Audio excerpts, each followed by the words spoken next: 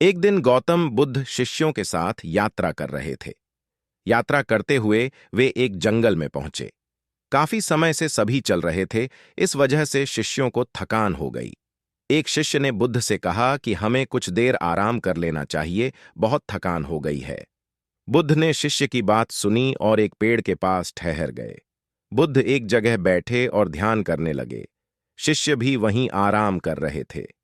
कुछ देर बाद वहां एक शेर आ गया।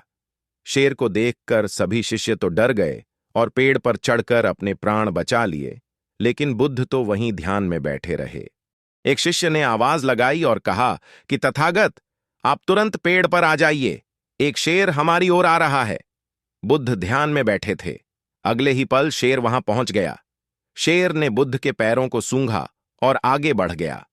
शिष्य ये देखकर हैरान हो गए। शेर के जाने के बाद शिष्य नीचे उतर आए। कुछ देर बाद बुद्ध को एक मच्छर ने काटा, तो बुद्ध ने तुरंत हाथ से उस मच्छर को उड़ा दिया। ये देखकर एक शिष्य बोला कि अभी थोड़ी देर पहले एक शेर आया था, उसके सामने तो आप शांत बैठे थे, लेकिन एक मच्छर की वजह से परेशान हो रहे हैं। बुद्ध ने कहा कि जब शेर आया था तब मैं ध्यान कर रहा था, मैं मेरी आत्मा के साथ था। अभी मैं ध्यान नहीं कर रहा हूं और मैं तुम्हारे साथ हूं।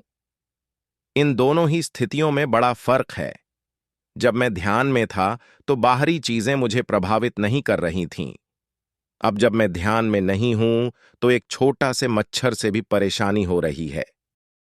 बुद्ध ने सीख दी है कि जब हम ध्यान करते हैं, हम अपनी आत्मा के साथ होते हैं, तो बाहरी किसी भी चीज के लिए हमारा मन विचलित नहीं होता है। बाहरी चीजें हमें प्रभावित नहीं कर पाती हैं।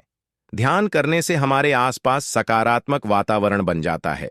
जब शेर आया था तो मेरे आसपास का वातावरण शांत और सकारात्मक था। इस वातावरण में आकर शेर के स्वभाव में भी बदलाव आ गया। वह शांत हो गया और वह यहां से चला गया।